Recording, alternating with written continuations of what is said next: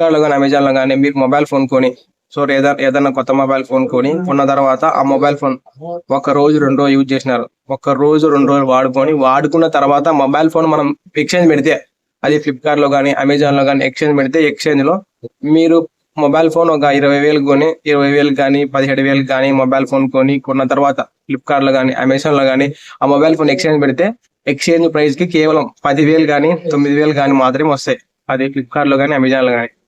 So అలా ఎందుకు వస్తాయి? చాలా మంది డౌట్ ఏంటంటే కామెంట్లు అడుగుతుంటారు, బ్రో నేను మొబైల్ ఫోన్ కొని ఒక 3 రోజులు అవుతుంది, అది ఫ్లిప్కార్ట్ లో కానీ అమెజాన్ లో కానీ ఎక్స్చేంజ్ పెడదాం అనుకుంటే నాకు కేవలం అది బ్రో నేను ఒక 10,000 కొన్నా, 15,000 కొన్నా, 20,000 కొన్నా, 20,000 కొన్నప్పుడు నా మొబైల్ ఫోన్ నాకు కేవలం అది 13,000 కానీ 14,000 కానీ ఎక్స్చేంజ్ చూపిస్తుందని చాలా మంది కామెంట్ పెడుతుంటారు అనమాట యూట్యూబ్ లో.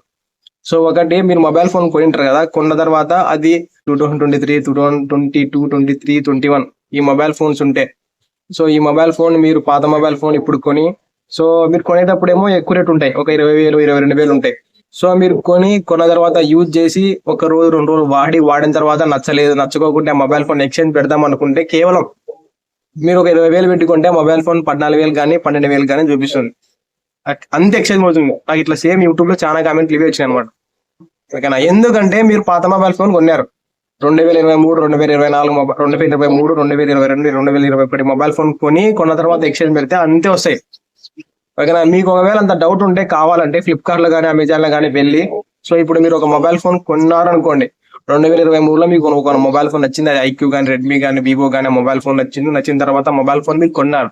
సో కొన్న తర్వాత ఇప్పుడు ఫ్లిప్కార్ట్ లో కానీ అమెజాన్ లో కానీ ఎక్స్చేంజ్ పెట్టి వీడియో డెలివరీ అయింది అనుకోని ఆ మొబైల్ ఫోన్ ఎక్స్చేంజ్ పెడదామని ఎక్స్చేంజ్ ఆప్షన్ లేకపోయి ఆ మొబైల్ ఫోన్ క్లిక్ చేసి ఆ మొబైల్ ఫోన్ బాడీ మొత్తం క్లియర్ ఉందని దానికి ఆప్షన్ క్లిక్ చేస్తే ఆ మొబైల్ ఫోన్ కేవలం 20,000 మొబైల్ ఫోన్ అయితే కేవలం ఒక 12,000 కానీ 11,000 కానీ మాత్రమే చూపిస్తుంది.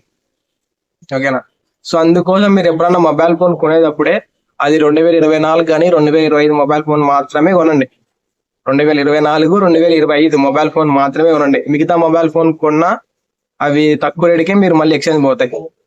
మీరు ఇప్పుడు 2024 కానీ 2025 కానీ మోడల్ మొబైల్ ఫోన్ కొన్నప్పుడు, సో మీరు ఒకవేళ ఎక్స్చేంజ్ పెట్టినా కానీ మీ మొబైల్ ఫోన్ ఒక 25,000 పడితే మీకు ఒక 2,000 తగ్గించి, అంటే 23,000 కానీ 22,000 కానీ మీ మొబైల్ ఫోన్ పోతుంది. అవి ఏ మోడల్ మొబైల్ ఫోన్లు? 2024, 2025, 2025 మొబైల్ ఫోన్, ఆ మోడల్ మొబైల్ ఫోన్ అయితే కన్ఫామ్ అయితే తీసుకుంటారు. అంతేగాని మీరు 21, 22, 23 మొబైల్ ఫోన్లు అయితే సగం రేటుకి అయితే తీసుకుంటారు ఎక్స్చేంజ్. ఇది కావాలంటే మీరు ఫ్లిప్కార్ట్ లో కానీ అమెజాన్ లో కానీ ట్రై చేయండి. సో మీరు ఒకవేళ మొబైల్ ఫోన్ కొన్న తర్వాత ఒక 2 నెలలు 3 నెలలు మేము కన్ఫామ్ ఈ మొబైల్ ఫోన్ ఎక్స్చేంజ్ చేస్తాం అనుకుంటే కన్ఫామ్ అయితే మీరు 2024 మోడల్ మొబైల్ ఫోన్ కానీ 2025 మోడల్ మొబైల్ ఫోన్ కానీ కన్ఫామ్ గా తీసుకోండి. ఓకేనా? సో లేకపోతే మీరు ఒకవేళ ఎక్స్చేంజ్ పెడదాం అనుకున్నా కానీ తక్కువ రేటుకి పోతే మీరు మోసపోదు అనమాట. ఓకేనా? కొనేటప్పుడే 2024, 2025 మొబైల్ ఫోన్ తీసుకోండి, పర్ఫెక్ట్ అయితే సెట్ అయితే. ఓకేనా? ఇది వీడియో అయితే కన్ఫామ్ అయితే మీ ఫ్రెండ్స్ కి షేర్ చేయండి. చాలా మంది పాత మొబైల్ ఫోన్ కొని ఆ మొబైల్ ఫోన్ నచ్చక మళ్ళీ ఫ్లిప్కార్ట్ లో అమెజాన్ లో ఎక్స్చేంజ్ పెడతాంటారు. ఎక్స్చేంజ్ పెట్టిన తర్వాత మేము 20,000 పెట్టి కొన్నాం, మాకు వచ్చేది ఏమో 15,000, 14,000 వెళ్తుంటారు అన్నమాట. సో వాళ్ళ కోసం కన్ఫామ్ గా వీడియో షేర్ చేసి ఒకవేళ వీలైతే ఒక లైక్, ఒక సబ్స్క్రైబ్ చేసుకోవడం అయితే మర్చిపోద్దండి.